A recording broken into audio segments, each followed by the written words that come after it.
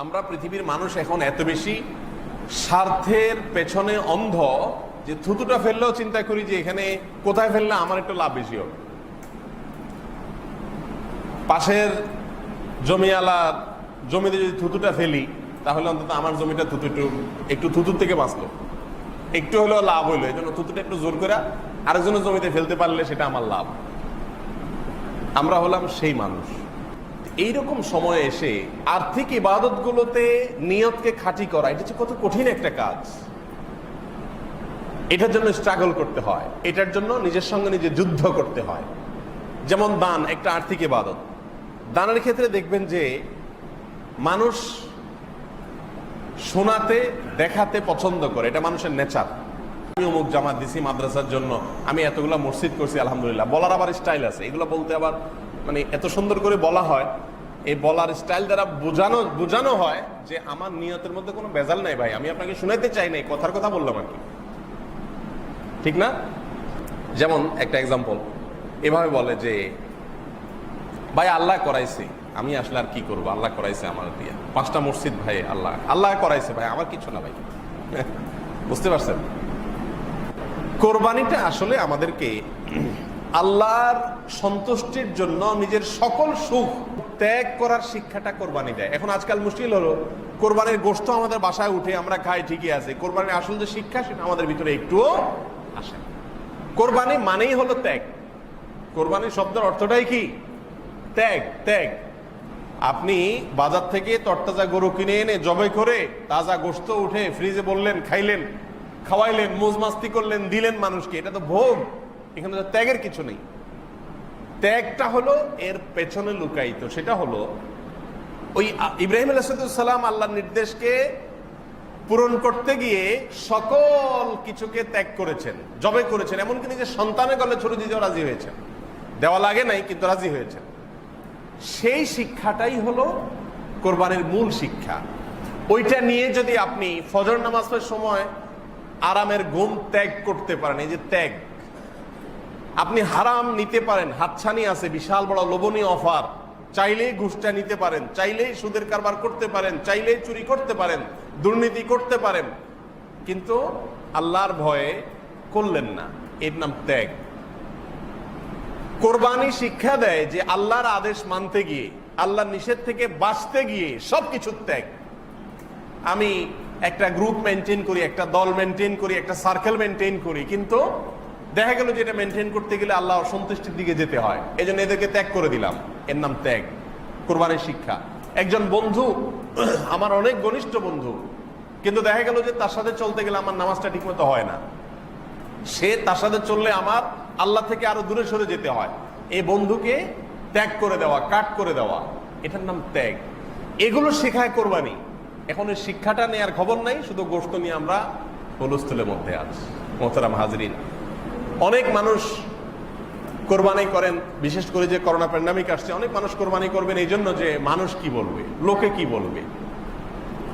সারা বছর করে আসছি, সারা জীবন করে আসছি, এবছর না করলে মানুষ কি বলবে।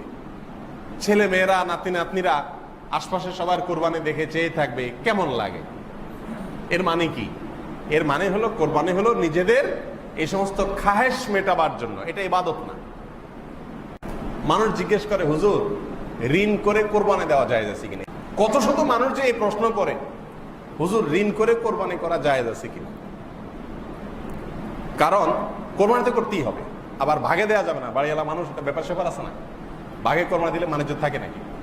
ছাগল দিবা, হায় হায়, তাহলে তো শেষ। ছাগল দিলে তো আর এলাকা থাকার কোনো যুক্তি নেই, নিজেই ছাগল হয়ে গেলাম।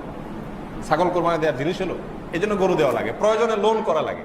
আমি বলি লোন করে কোরবানি দেওয়া জায়েজ আছে যদি আপনি লোন পরিশোধের ব্যবস্থা থাকে।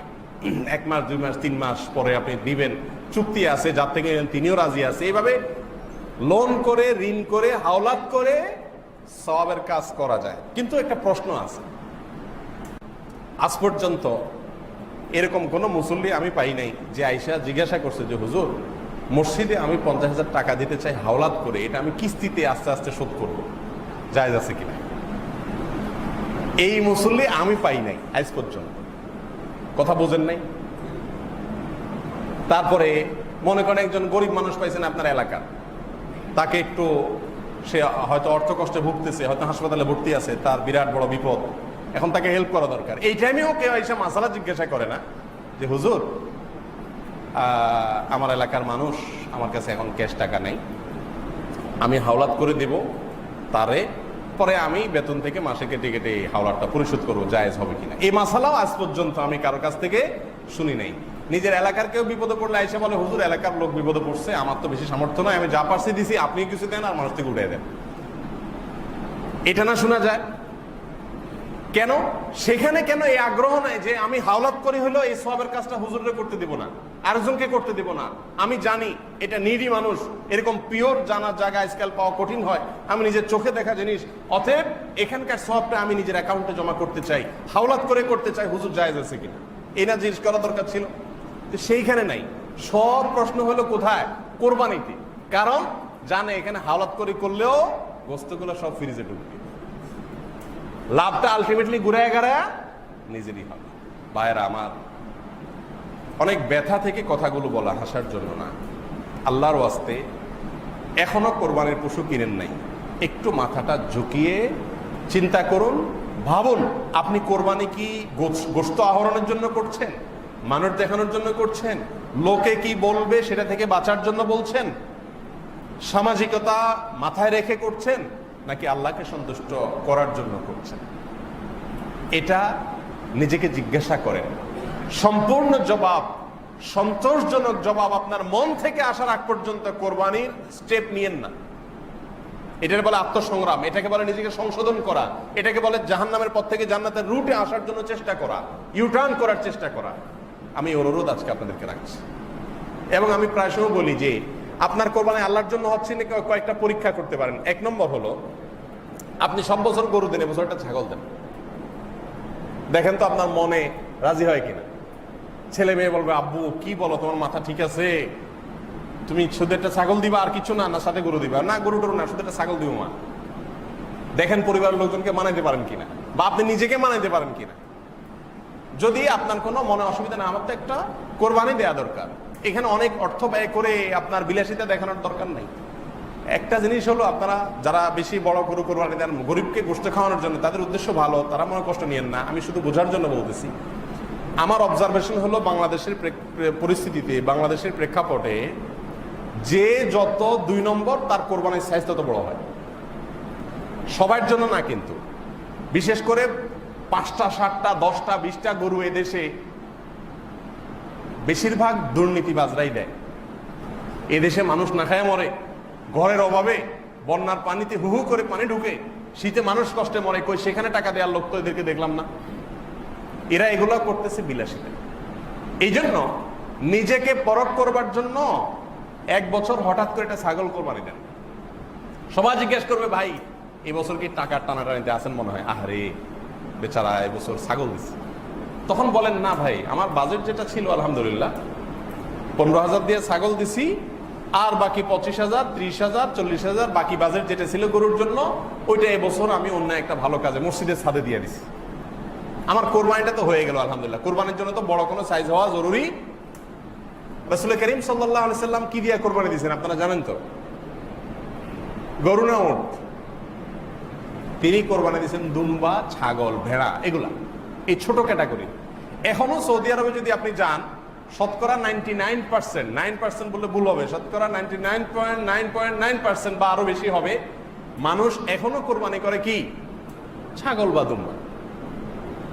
এই যে কোরবানির একটা বাহার, গরু, বিশাল বড় গরু, জোড়া গরু, জাম্বু গরু, ট্রাম গরু, এখন তো শুরু হয়েছে নতুন করে ওট, যে কে ওট দিতে পারে।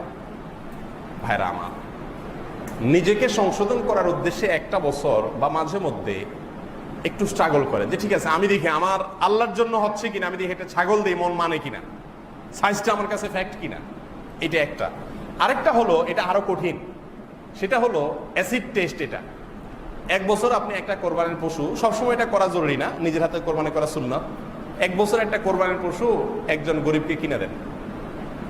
ধরেন এই ভূমিপল্লীতে বহু গরিব মানুষ আছে না, যে কোরবানি দিবে না। আপনি একটা গরু কিনে গরিবের ডাইকা ওরে বাজারে নিয়া গরুটা কিনা ওর হাতে দিয়া বলেন এটা তুমি জবাই করে গোশতটা খেয়ে নিও, আর পারলে একটু গোশত 2-4-5 কেজি আমার বাসায় পাঠাই দিও, গোপনে, কেউ যেন না জানে। এই কাজটা অ্যাসিড টেস্টের মতো কাজ না? টাকা দিয়া বাজারে যায় গরুটা কিনে দিয়া, গরু তার হাতে বুঝাই দিয়ে আপনি নাই হয়ে গেলেন। বাজারে আসতে আসতে মানুষ তারে জিগাইলো, ভাই গরু কত, মাশাআল্লাহ আজকে এবার এত বড় গরু কোরবানি দিতেছেন, দিনকাল ভালো যাচ্ছে মনে হয়। সে তো মিটমিট করে হাসলো আর বাবা নিল, সব কার অ্যাকাউন্টে জমা হলো? কার অ্যাকাউন্টে জমা হলো? আপনার অ্যাকাউন্টে জমা হলো না? আমি কি বুঝাইতে পারছি বিষয়টা? এইভাবে মাঝে মধ্যে, আমি বলতেছি না প্রতি বছর করেন, মাঝে মধ্যে এরকম করেন, এলাকার সবাই জানবে যে আপনি কোরবানি করেন নাই। আরে একটু করে গোশত পাঠাবে আপনার যে বাসায়, আরে ভাই এবার গোশত কোরবানি করেন, মনে হয় টাকা পয়সা টানাটানি আছে, আপনি মিটমিট করে হাসলেন, তাদেরকে কিছু বললেন না, কিন্তু আল্লাহ জানে আপনার কোরবানিটা হয়ে গেছে, সব অ্যাকাউন্টে জমা হয়ে গেছে, গোশতটা কে খাচ্ছে? আরেকজনে খাচ্ছে, আর ক্রেডিট বাহবা যা আছে সব নেওয়ার সেই গরিব মানুষ নিচ্ছে, আর সব টাকার অ্যাকাউন্টে জমা হচ্ছে আপনার অ্যাকাউন্টে। বুঝেন নাই পলিসিটা? জীবনে 1-2 বার এরকম করেন, দেখবেন ওই নফস, আমাদের নফস যেটা তেড়া প্রবৃত্তি, এটা শুধু কাল বাকাউতি করতে চায়, ওটা দেখবেন যে একদম হুল ভেঙে দেওয়া হবে, একদম সাইজ হয়ে যাবে। এটাকে বলে আত্মশাসন। আত্মশাসন, নিজেকে সংশোধন করা, নিজেকে সাইজ করা, নফস বা প্রবৃত্তিকে নিয়ন্ত্রণ করা, এটা চেষ্টা করা। এক কথায়, আপনি কোরবানি করার আগে আল্লাহর জন্য করছেন কিনা সেটা এনশিওর হন। যদি আল্লাহর জন্য না হয়, গোশতের জন্য হয়, তাহলে এটা লস প্রজেক্ট। কোরবানির সময় গরুর গোশতের কেজি প্রতি কত পড়ে? 800-900 টাকা পড়ে না? বাজারে গরুর গোশত কিনতে গেলে কত? 550-600 টাকা ভালো ভালো গোশত পাওয়া যায়। আল্লাহ তাআলা আমাকে, আপনাকে, আমাদের সবাইকে শুধুমাত্র এবং শুধুমাত্র আল্লাহকে সন্তুষ্ট করার জন্য কোরবানি করার তৌফিক দান করুন।